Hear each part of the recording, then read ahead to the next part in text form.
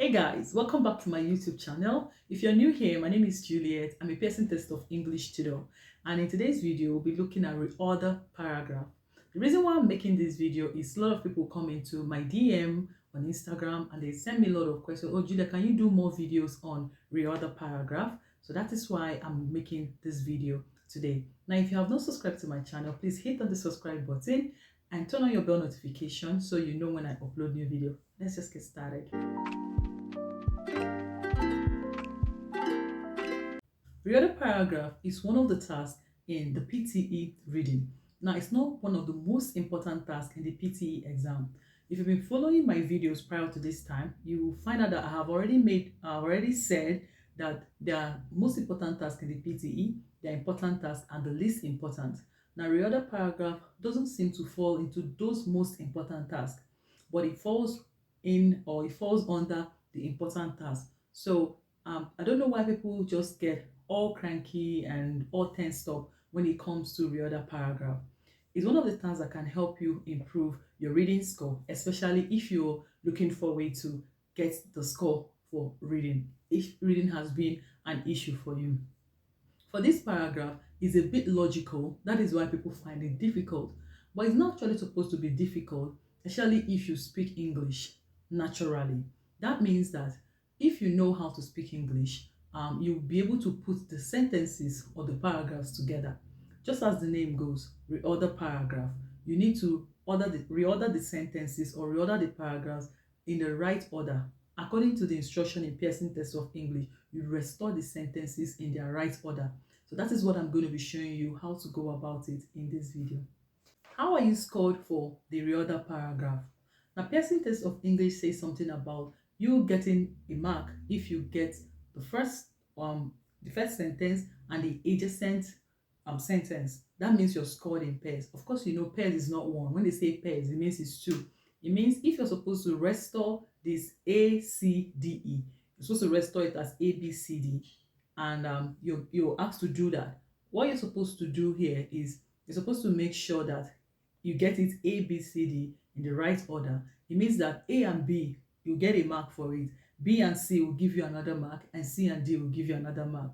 So even if you get A, you're not going to get a mark for that one. You haven't gotten the adjacent pair.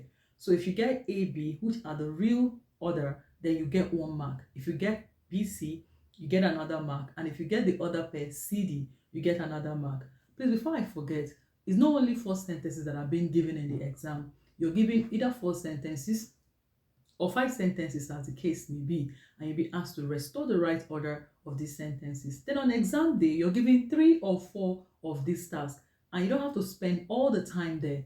Okay, it gives you between 6 to 12 points. That's what it contributes to, just the reading module, which is very important if you've been looking for a way to boost your reading score. We're going to go ahead and take some examples, and I'll show you just how you can identify the topic that should be the first topic and the ones that would follow suit. Let's just do that.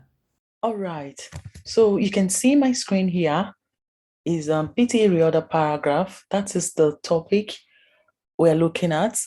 You can follow me on Instagram if you haven't followed me yet at English_prep class, and can find me on Facebook at English Prep Class. Okay, now let's see what we got here. This is the first example. Remember I said earlier on that you have sentences, either 4 or 5, and these sentences have been distorted. That is, they are not in the right order. That's why the name of this task is PTE reorder paragraph. So what you're supposed to do is to restore the right order of this paragraph. Now, looking at this paragraph, you can see the first sentence says, the solid waste management issue is the biggest challenge to the authorities of both small and large cities in developing countries. The last reason is that little quantitative information has been provided. In addition to the high costs, the solid management is associated with lack of understanding over different factors that affect the entire handling system. I'm actually not supposed to be reading everything out. What we're supposed to do first of all is to identify the first sentence, which many people call the topic sentence. Now that sentence gives you an overview of what the paragraph is talking about, or what the paragraph is referring to. That sentence doesn't have to be improved on. it's just clear. It's straight to the point. It's a standalone.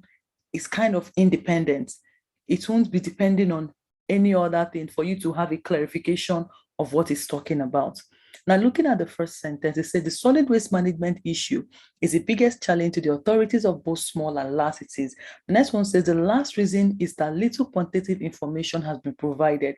What last reason? It means that something must have been said before they got to that word, the last reason. We are just leaving the first one to be a standalone because we need to find out other sentences to determine if the first sentence that was given should be the independent sentence or the topic sentence.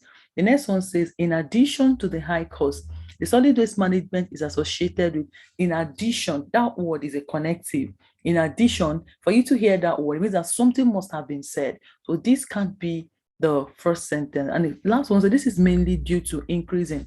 Okay, so this is mainly due to, it means that something has also been said. I don't have to read the entire sentence. Now let's look at the next slide to see how we're going to restore it. Look at it here. The sentences says this. The solid waste management issue is the biggest challenge to the authorities of both large cities in developing countries. So that would be the first sentence because it's a standalone. It gives us an overview of what the paragraph should be about. Then the next sentence I'm going to go for here will be the fourth one that says, this is mainly due to the increasing generation of such solid waste and the burden posed on the municipal budget. This one will give us more insight of what the first one is talking about. Then the next one will be, in addition to the high cost solid waste management. So that word in addition is just further buttressing what the second one said. And then the last one will be, the last reason is that little quantitative information has been provided. That looks like a conclusion. So you can see here, the first sentence is a standalone. It gives us kind of an overview of what the other sentences should be about. Now, remember I said that these sentences are marked in pair, or this task is marked in pair. Despite the fact that I have identified the first sentence, which is a topic sentence, we're not going to get an answer for just identifying that one. Now, for the fact that we have found the second one, which is due to mainly increasing generation of such solid waste and the burden posed on the municipal budget, we are going to get 1 for identifying 1 and 2. Then for identifying 2 and 3, because they are the right pair, we also get 1. Then for identifying 3 and 4, which is the right pair, we're also getting another 1. So we're going to get 3 marks for these ones that we have been able to identify since they are in pairs. Let's look at the next example. You can leave me question if it's not so clear, and I'll be very generous to explain it further. So this is a second example. You can see it's got 5 sentences or 5 paragraphs, and the instruction says we should restore the sentences in their right order. It means they have also been scattered. So we are supposed to restore them in their right order.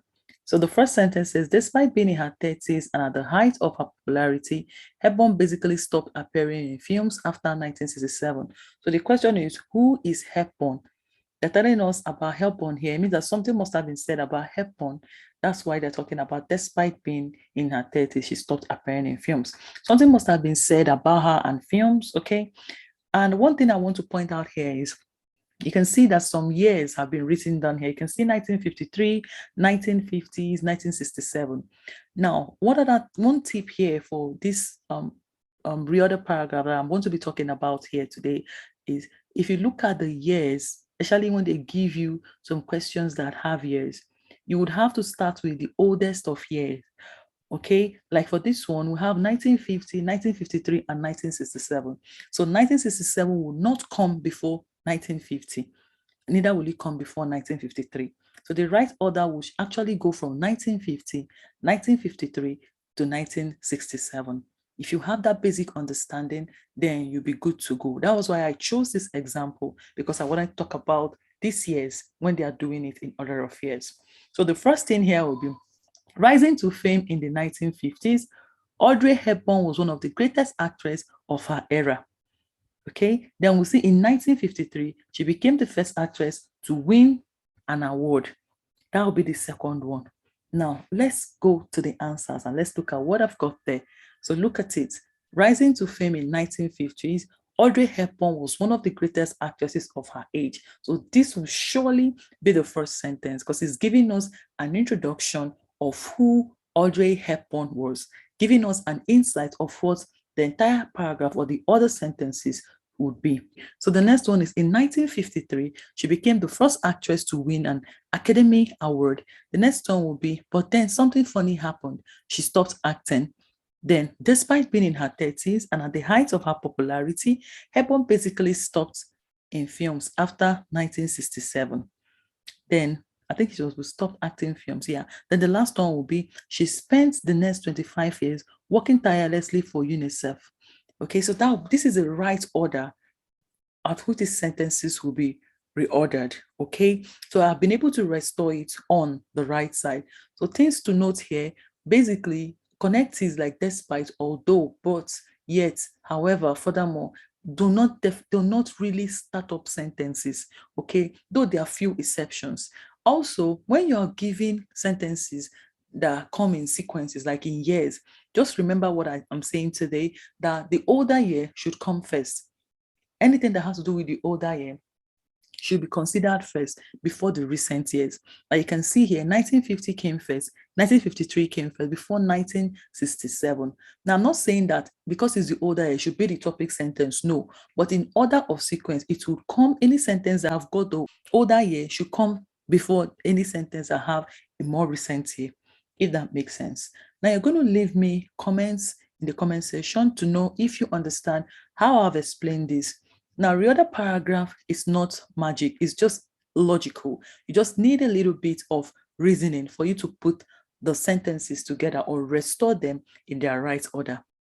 Now, this brings me to the end of this video. I hope you're able to know how to go about this task. This task makes a lot of people cringe. Yeah, that's why I'm doing. I've been getting comments even on Telegram that, oh, Julia, can you please throw more light on how to go about the reorder paragraph? So that was why I took my time today to explain it to you so that you don't make a mistake or so that you know how to go about this task. Have you subscribed to my YouTube channel? Please hit on the red button and turn on your bell notification. You can also follow me on Instagram at English_prep class and on Facebook at English prep class. I'll see you in my next video, guys. Bye.